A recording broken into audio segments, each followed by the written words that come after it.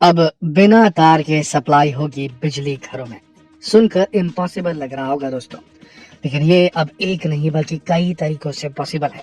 सोचिए, जब आप सुबह सोकर उठें और बाहर जाएं तो आपकी आंखों के सामने कोई बिजली का खंभा ना हो, कोई तार ना हो, कितना अच्छा व्यू दिखाई देगा ना, बिना तारों के।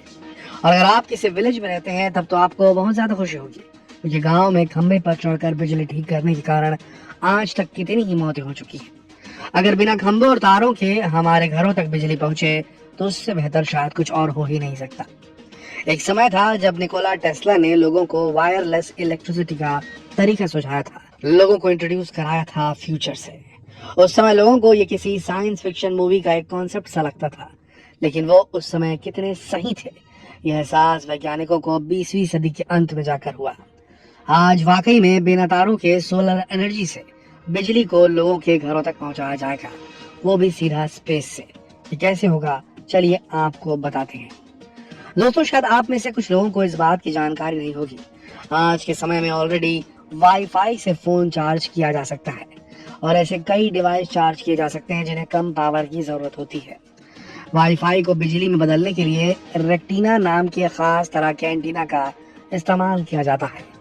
ये एसी इलेक्ट्रोमैग्नेटिक किरणों को रिसीव करता है, जिसमें वाईफाई किरणें भी शामिल है। ये रेक्टिना 2 डायमेंशनल सेमीकंडक्टर से जुड़ा होता है। जैसे ही एसी इलेक्ट्रोमैग्नेटिक रेज इस सेमीकंडक्टर से होकर गुजरती है, वो डीसी इलेक्ट्रिसिटी में कन्वर्ट हो जाती है और इस इलेक्ट्रिसिटी से किसी भी फ्लेक्सिबल डिवाइस की बैटरी चार्ज हो सकती है।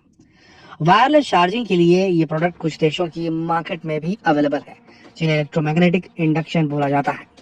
इस चार्जिंग पैड में कॉइल्ड वायर होती है जो इलेक्ट्रिक करंट को मैग्नेटिक फील्ड में बदल देती है।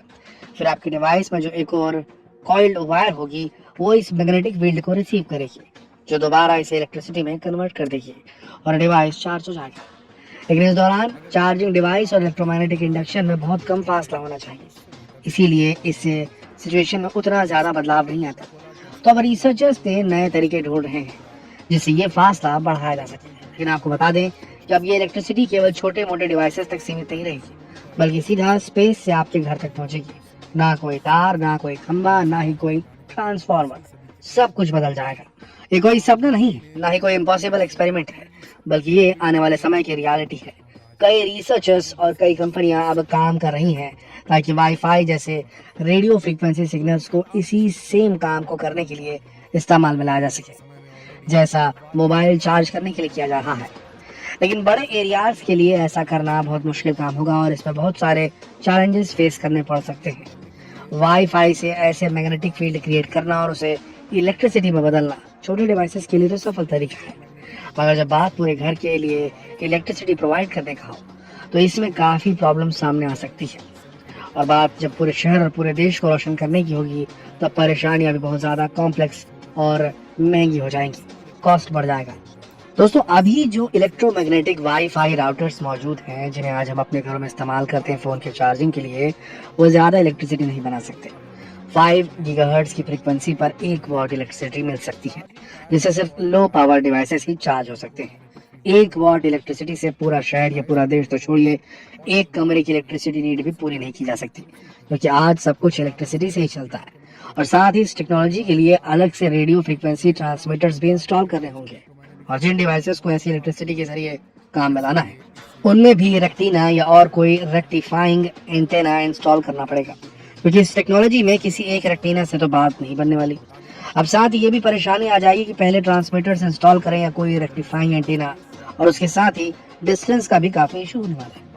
ट्रांसमीटर्स जितने दूर होंगे उतनी ही कम इलेक्ट्रिसिटी मिल पाएगी। दोस्तों, अभी तो इलेक्ट्रोमैग्नेटिक इंडक्शन से भी डिवाइसेस को चार्ज करने के लिए बहुत कम डिस्टेंस होना ज़रूरी है। जो कंपनियां इस डिस्टेंस को बढ़ाने पर काम कर रही हैं, वो अभी तक इस डिस्टेंस को केवल 15 फीट तक ही बढ़ा पाई हैं। ये डिस्टेंस भी अभी टेस्टिंग फेज में ही है, अभी तक मार्केट में नहीं है। तो जब बात पूरे शहर तक इलेक्ट्रिसिटी पहुंचाने की आएगी, तब डिस्टेंस की समस्या एक बड़ी समस्या बनकर सामने खड़ी हो जाएगी। इतने सारे ट्रांसमीटर्स और एंटेना को इंस्टॉल करने में कॉस्ट भी बहुत ज़्यादा आएगी, जो हर एक देश अफोर्ड नहीं कर पाएगा। अब इन चैलेंजेस से निपटने के लिए बहुत सी कंपनियां नए नए एक्सपेरिमेंट्स कर रही हैं, अब ऐसे में एक और तरीके पर बहुत सारी कंपनियां काम कर रही हैं और वो है सोलर एनर्जी से इलेक्ट्रिसिटी को इंडिविजुअल्स तक पहुंचाना। वही सोलर एनर्जी जिसे जनरेट करने के कई तरीके वैज्ञानिकों ने खोज निकाले हैं। और दोस्तों, हम पृथ्वी की ऑर्बिट में सैटेलाइट की मदद से इलेक्ट्रिसिटी जनरेट करना और उसे धरती पर अलग अलग जगहों तक पहुंचाना भी पॉसिबल हो गया है, बिना किसी तार के। कई दशकों से वैज्ञानिक इस पे काम में जुटे हुए थे। 1968 से नासा भी इस टेक्नोलॉजी पर काम कर रहा है। इसे स्पेस सोलर पावर सैटेलाइट बोला जाता है। इस सैटेलाइट को एक इलेक्ट्रिक पावर प्लांट की तरह डिजाइन किया गया है। ये एक विशालकाय सैटेलाइट और ये जियो स्टेशनरी अर्थ ऑर्बिट में परिक्रमा लगाएगी। दोस्तों, सोलर एनर्जी को डीसी इलेक्ट्रिसिटी में कन्वर्ट करने के 3 सेगमेंट हैं। कहने को तो केवल 3 चरण है, मगर इसमें और भी कई टेक्नोलॉजीज शामिल है। चलिए आपको इन 3 सेगमेंट्स के बारे में बताते हैं। पहले तो सोलर एनर्जी को कलेक्ट करने के लिए फोटोवोल्टाइक सेल्स या सोलर थर्मल टरबाइन का इस्तेमाल करना पड़ेगा एक सोलर कलेक्टर के रूप में। दूसरा स्टेप है डीसी टू माइक्रोवेव कन्वर्टर, जिसके लिए माइक्रोवेव ट्यूब सिस्टम या सेमीकंडक्टर सिस्टम का इस्तेमाल करना होगा। और तीसरा सेगमेंट है गाइगेंटिक एंटीना अरे। 230 तक ये space solar power satellite release की जा सकेगी, ऐसा अनुमान है। फिर उसके कुछ साल बाद हर कोई वायरलेस इलेक्ट्रिसिटी का इस्तेमाल कर पाएगा। ऐसे सोलर अरेज जो एक सैटेलाइट से अटैच होंगे, वो स्पेस में 1.6 गीगावाट इलेक्ट्रिसिटी जनरेट कर सकेंगे और अर्थ पर 1 गीगावाट ट्रांसमीटर एंटीना अरे के 1 किलोमीटर के दायरे में इलेक्ट्रिसिटी का इस्तेमाल किया जाना अभी पॉसिबल है। इसके आगे सबसे बड़ी समस्या है लार्ज ट्रांसमीटर्स और लार्ज रिसीविंग इक्विपमेंट्स, मगर जल्द ही उसका कोई ना कोई सोल्यूशन भी निकाल लिया जाएगा। वैसे पृथ्वी तक तो ये बिजली पहुंच गई, और घर तक कैसे पहुंचेगी वो भी आपको बताते हैं, वो भी बिना वायर के। जब मेन ग्रिड स्टेशन यानी एमजीएस में लगे एंटेना तक माइक्रोवेव सिग्नल ट्रांसमिट हो जाएंगे, उसके बाद इन वेव्स को ट्रांसमिट किया जाएगा बेस ग्रिड स्टेशन तक। यहाँ रेक्टिना माइक्रोवेव्स को डीसी इलेक्ट्रिसिटी में बदल देंगे। हर घर में एनर्जी रिसीवर बॉक्स या एनर्जी राउटर्स लगाए जाएंगे और वहां तक ऐसे इलेक्ट्रिसिटी पहुंचाई जाएगी जैसे आज इंटरनेट पहुंचाया जाता है। ये बिल्कुल वही कॉन्सेप्ट होगा जो आज टेलीकॉम इंडस्ट्री में इस्तेमाल किया जाता है। लोगों को अपनी जरूरत के अकॉर्डिंग इलेक्ट्रिसिटी परचेस करनी होगी, बिल्कुल वैसे ही जैसे आज आप इंटरनेट पैकेजेस परचेस करते हैं। दोस्तों, कोई इकलौता तरीका नहीं है वायरलेस इलेक्ट्रिसिटी का। इसके अलावा भी बहुत से आइडियाज पर काम किया जा रहा है, लेकिन सबसे आसान यही तरीका नजर आ रहा है।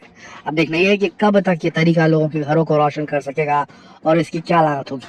लोगों को कितने खर्च पर ये इलेक्ट्रिसिटी मिल पाएगी, क्या इलेक्ट्रिसिटी सस्ती होगी। भारत में इस तरह का एक्सपेरिमेंट कब शुरू किया जाएगा। दोस्तों, आपको क्या लगता है, क्या भारत इसके ऊपर कोई एक्सपेरिमेंट करेगा और भारत सरकार ऐसे किसी प्रोजेक्ट में पैसा लगा पाएगी?